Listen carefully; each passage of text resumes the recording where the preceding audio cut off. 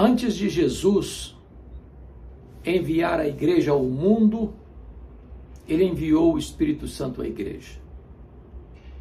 Esta ordem não pode ser invertida. Entendo que a maior necessidade da igreja contemporânea é deste revestimento de poder,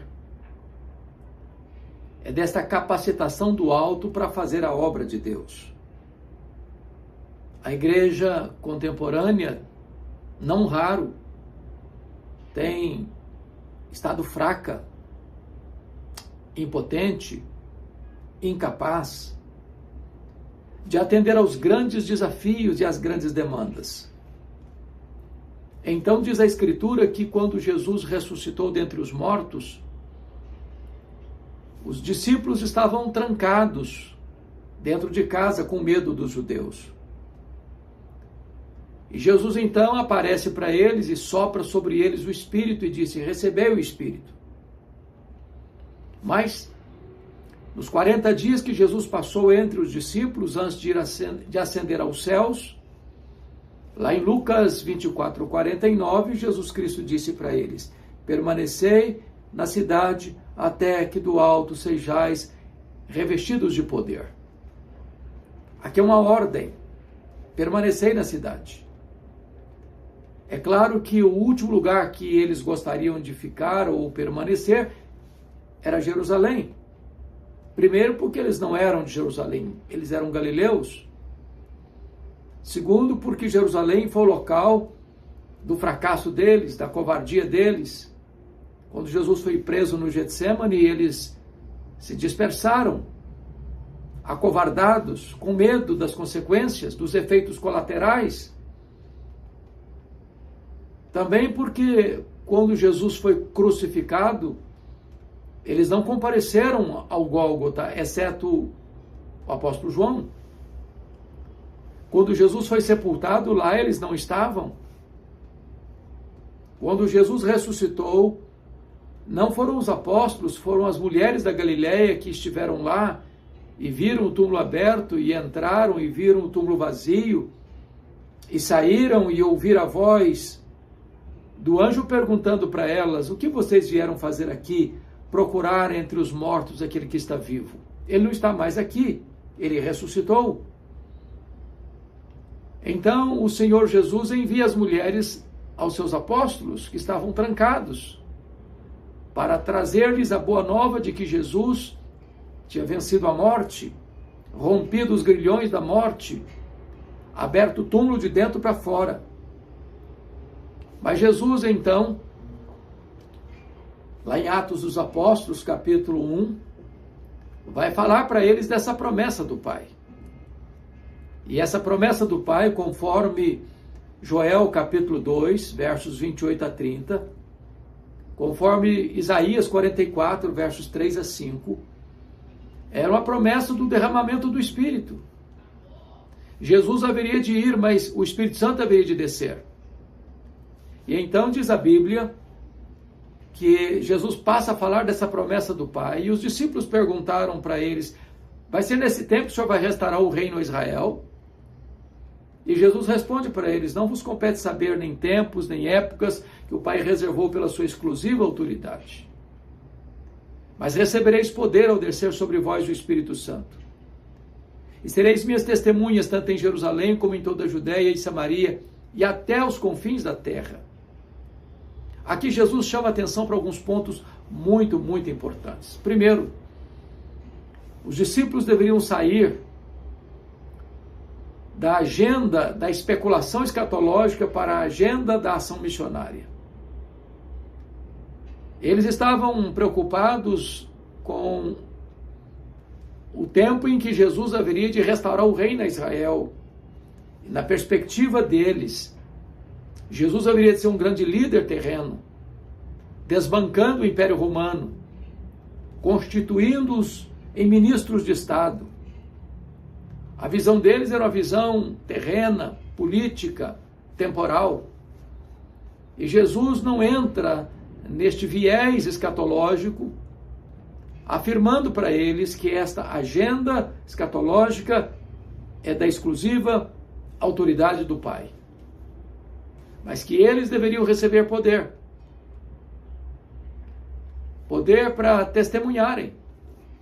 E a grande pergunta, talvez, a ser feita à luz do texto é: poder para quê? A primeira coisa é que eles deviam receber poder para romper barreiras. Barreiras que há 7 séculos estavam presentes, de inimizade entre judeus e samaritanos. Poder para levar o evangelho àqueles que, para os judeus, não mereciam ouvir o evangelho. Eram rivais. Os samaritanos, produto de uma miscigenação de raças e de um sincretismo religioso, haviam levantado barreiras, muralhas de inimizade. E é prova disso que quando Jerusalém foi destruída no ano 586 a.C., e quando o povo retorna do exílio para Jerusalém, a cidade de escombros, o templo destruído, os muros devastados, as portas queimadas a fogo, os samaritanos se opuseram firmemente à reconstrução de Jerusalém. Foram os maiores inimigos do povo judeu para a reconstrução da cidade, para a reconstrução do templo. Aliás, erigiram um templo rival no Monte Gerizim. Mesmo quando Jesus veio, 600 anos depois,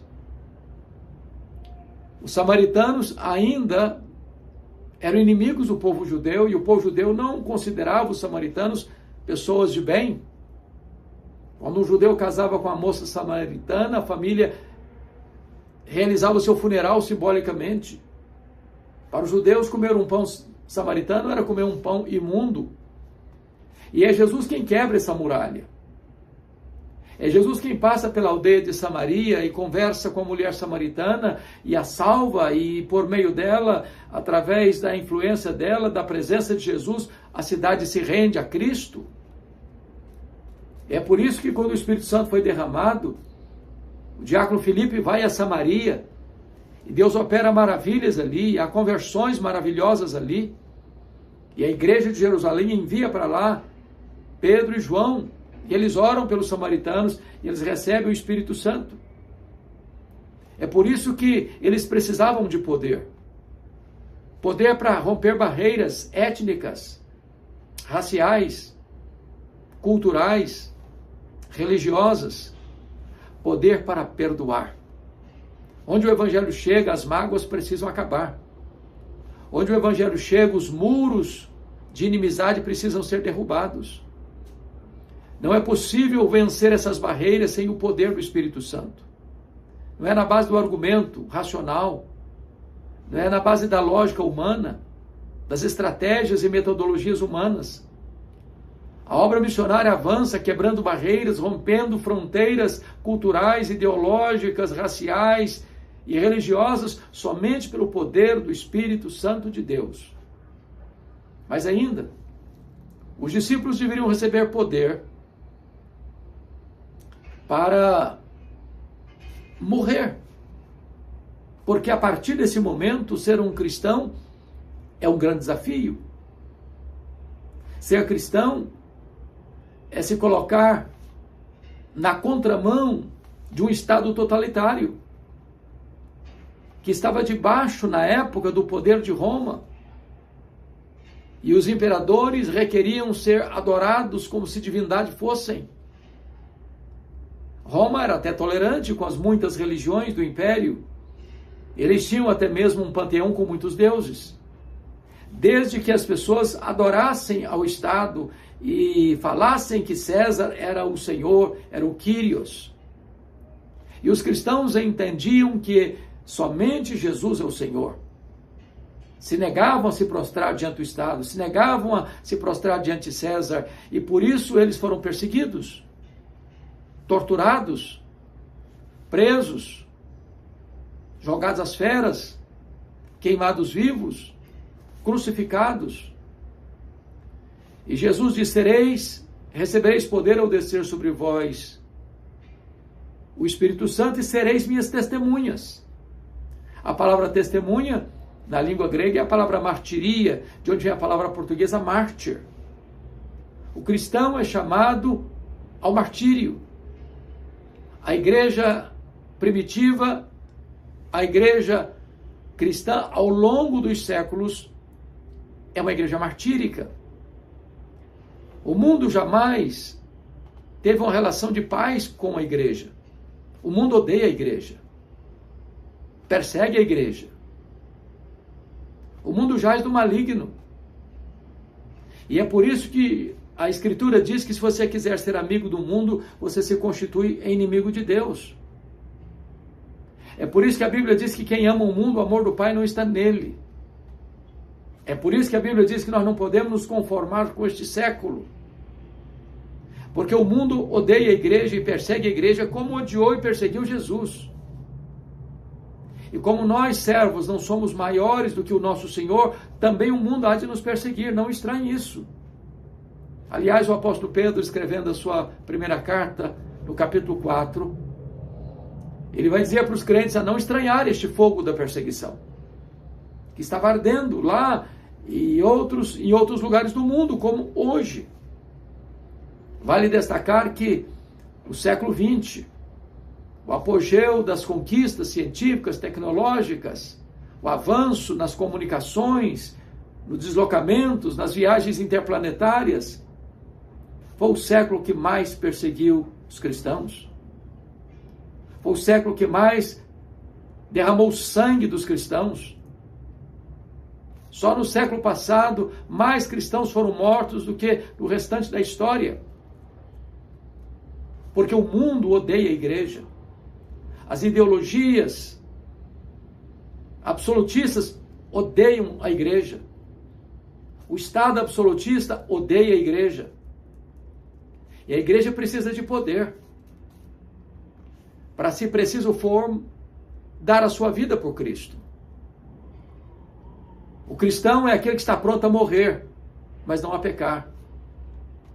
O cristão é aquele que, quando o Estado requer dele uma obediência servil, que exige dele a negação da sua fidelidade a Cristo, reconhece a hora da necessidade da desobediência civil. E então, age como os apóstolos agiram em Jerusalém. Antes importa obedecer a Deus que aos homens. Estavam prontos a morrer, como os amigos de Daniel, lá na Babilônia, como o próprio Daniel, lá na Babilônia. Mas não estavam prontos a pecar. Mas para que isso aconteça, é necessário o revestimento de poder. A igreja hoje precisa de poder. Porque nós vivemos também um entrincheiramento de ideologias absolutistas, perniciosas, perigosas, que atacam a fé cristã, que atacam a liberdade de expressão, que retiram das pessoas direitos elementares, que perseguem aqueles que professam a sua fé absoluta, inegociável e restrita no Senhor Jesus Cristo. E nós não podemos enfrentar a carranca do mal, fiados na nossa própria força. Precisamos do revestimento de poder. Sem poder não há cristianismo. O reino de Deus é poder. O Espírito Santo veio para nos capacitar com poder. E então nós precisamos desse poder, se preciso for, morrer por causa da nossa fé em Cristo Jesus. Os mártires no passado fizeram isso. Muito sangue foi derramado. Os cristãos foram jogados nas arenas para os cães morderem, para os touros pisarem, para os leões esfaimados da Líbia devorarem. Mas quanto mais sangue era derramado, mais a igreja crescia. O sangue dos mártires tornou-se a sementeira do Evangelho. Mas não há possibilidade da igreja enfrentar o mal de cabeça erguida, sem o revestimento de poder. Mas ainda, nós precisamos de poder para pregar a palavra de Deus. Aqui, ali e além fronteiras. Jesus disse: recebereis poder ao descer sobre vós o Espírito Santo, e sereis minhas testemunhas tanto em Jerusalém como em toda a Judéia e Samaria e até os confins da terra. Não é primeiro aqui e depois lá.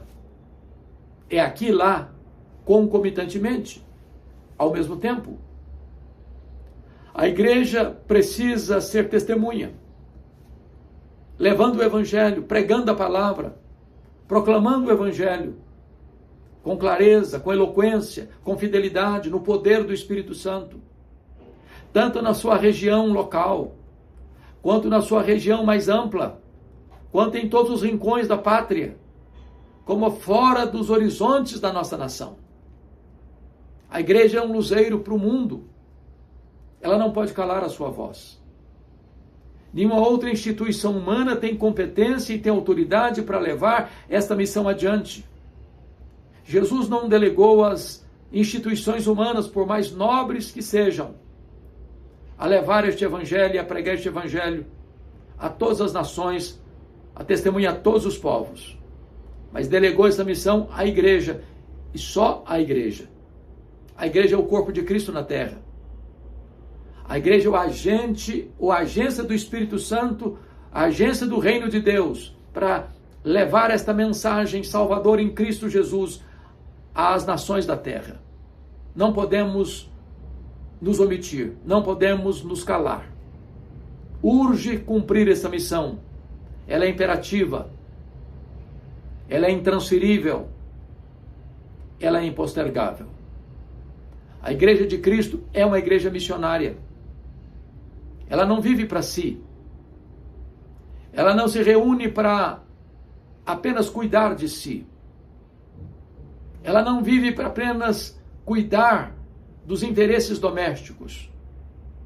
A nossa paróquia, como dizia João Wesley, é o mundo. O campo é o mundo. E a igreja precisa ser esta voz altissonante do evangelho às nações da terra. Para isso é preciso poder. A obra missionária não avança sem o revestimento de poder.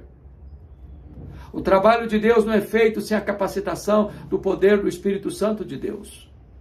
Recebereis poder ao descer sobre vós o Espírito Santo, e sereis minhas testemunhas.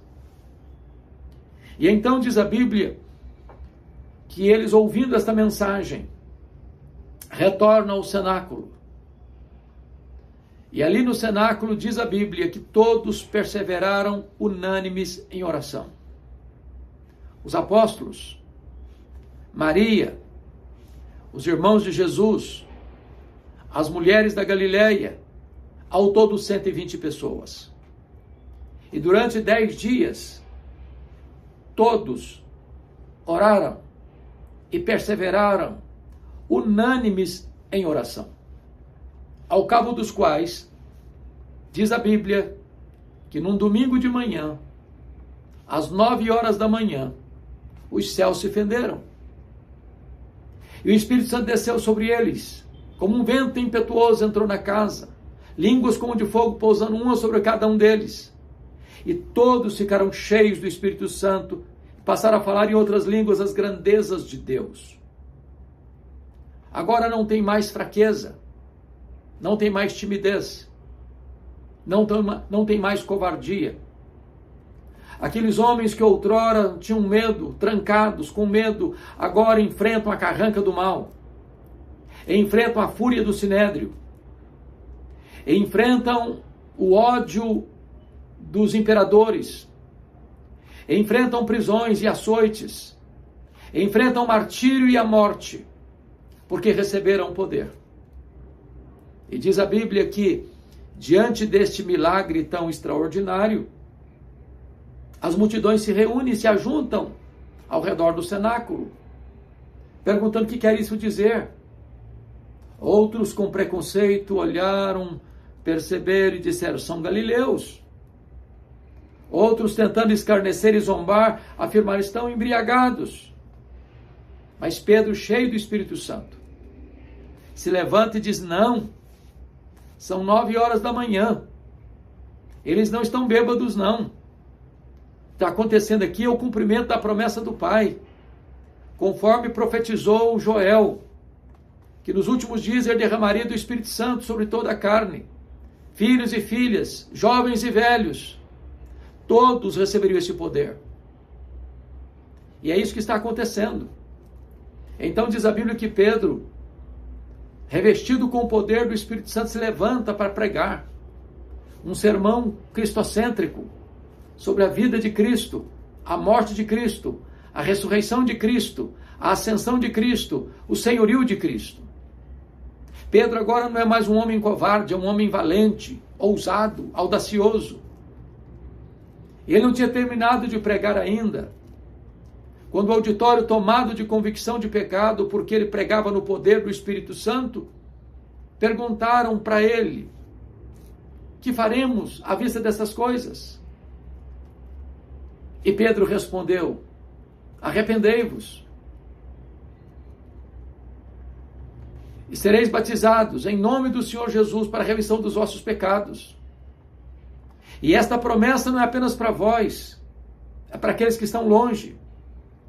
Para quantos o Senhor nosso Deus? É para os nossos filhos. É para todas as gerações. E então diz a Bíblia que naquele dia do Pentecostes, do derramamento do Espírito, do cumprimento da promessa do Pai, cerca de 3.000 pessoas foram convertidas, batizadas e agregadas à igreja. E essas pessoas agora perseveram na doutrina dos apóstolos, nas orações, no partir do pão, na comunhão. Em cada alma havia temor. Repartiam o que tinham uns com os outros. Contavam com a simpatia de todo o povo. E Deus acrescentava dia a dia os que iam sendo salvos. A igreja avança a partir de Jerusalém, se multiplica. Ela entra pela província de Samaria. A conversão de Cornélio, o avivamento em Antioquia da Síria, a primeira viagem missionária na Galácia do Sul, a segunda viagem missionária na província da Macedônia e da Caia, a terceira viagem missionária na província da Ásia Menor. E em menos de meio século o evangelho chega à cidade de Roma, com grande poder. No começo do quarto século, esta igreja tão perseguida e massacrada é declarada a religião oficial do Império Romano, desbancando os panteões, desbancando as divindades, desbancando a truculência. E este evangelho percorre o mundo, alcança as nações e chega até nós. O Brasil foi contemplado pela obra missionária. E hoje o Brasil tem se transformado num grande celeiro missionário. Cabe-nos levar agora esta mensagem aos rincões da terra, usando todas as ferramentas disponíveis para que esta mensagem chegue clara, límpida, fiel, no poder do Espírito Santo. Porque não há outra mensagem a ser anunciada. Não há outro nome dado entre os homens pelo qual importa que sejamos salvos, é só Jesus. Que você se levante, você que é um cristão, você que tem compromisso com Deus, você que é habitado pelo Espírito Santo e tem seu nome escrito no livro da vida, não cale a sua voz. Erga a sua voz e proclame este nome que é sobre todo nome, diante de quem todo joelho há de se dobrar e toda língua há de confessar que Jesus Cristo é Senhor, para a glória de Deus Pai. Eu preciso deste revestimento de poder todos os dias, porque a vitória do ontem não serve mais para hoje. Todo dia é dia de sermos revestidos com o poder do Espírito Santo. E o apóstolo Paulo argumenta: não vos embriagueis com vinho no qual há dissolução, mas enchei-vos do Espírito. Esta ordem é contínua, é hoje, é amanhã, é a vida toda. Todo dia precisamos estar cheios do Espírito Santo, revestidos com o poder do Espírito Santo. Que Deus abençoe sua vida. Que Deus abençoe seu coração. E que jamais abramos mão desta plenitude do Espírito Santo.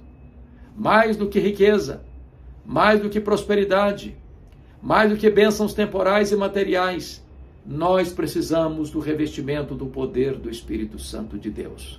Deus abençoe sua vida. Deus abençoe seu coração. Deus abençoe sua família.